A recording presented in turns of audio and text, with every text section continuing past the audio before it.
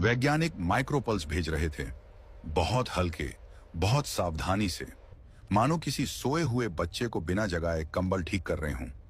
हर पल भारी लग रहा था। अचानक स्क्रीन पर ऑर्बिट की टेढ़ी रेखा हिलने लगी। पहले बहुत धीरे, जैसे किसी ने हाथ बढ़ाकर सहारा लिया हो, फिर वह रेखा सीधी होने लगी और कुछ सेकंड बाद स्थिर हो गई। एक पल के लिए किसी को यकीन नहीं हुआ कि सच में ऐसा हो रहा है। फिर सिस्टम पर हरी लाइन उभरी, ऑर्बिट स्टेबल। उस शब्द के साथ ही कमरे में जैसे सबकी सांस लौट आई।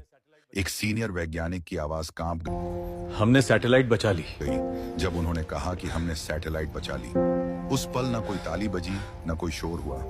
उनकी आवाज अब सख्त नहीं थी, बस जिज्ञासा और सम्मान था। उन्होंने पूछा कि तुमने ये सब कहाँ सीखा? कहीं नहीं सर,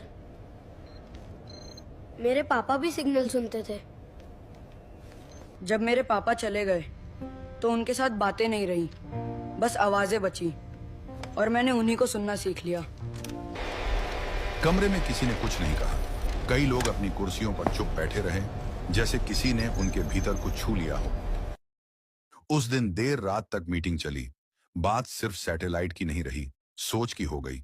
कुछ ही घंटों में दिल्ली तक खबर पहुंच गई। अगले हफ्ते एक छोटा सा मंच सजाया गया।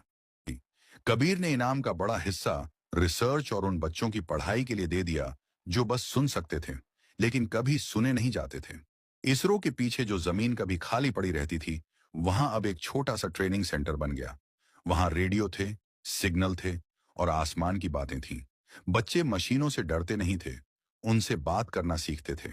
कभी कभी शाम को कबीर उसी छत पर बैठता जहां से आसमान साफ दिखता था और वहीं पुराना रेडियो चलाता। अब उसमें शोर कम था, आवाज साफ थी।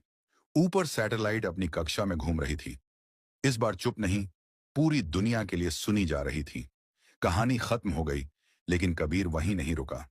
वह आज भी उसी तरह आसमान की तरफ देखता है। बस फर्क इतना है कि अब लोग भी देखने लगे हैं। कुछ आवाजें होती हैं जो मशीनें नहीं सुन पाती, और कुछ लोग होते हैं जिन्हें सिस्टम नहीं पहचान पाता। कबीर उन्हीं में से एक था।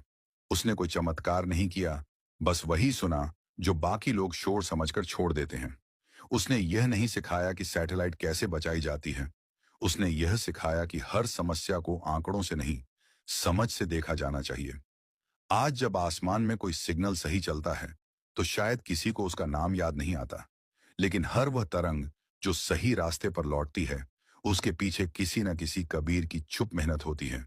क्योंकि असली बदलाव हमेशा शोर मचाकर नहीं आता। कभी कभी वह चुपचाप बैठा होता है, जमीन पर, एक टूटे हुए रेडियो को पकड़े हुए।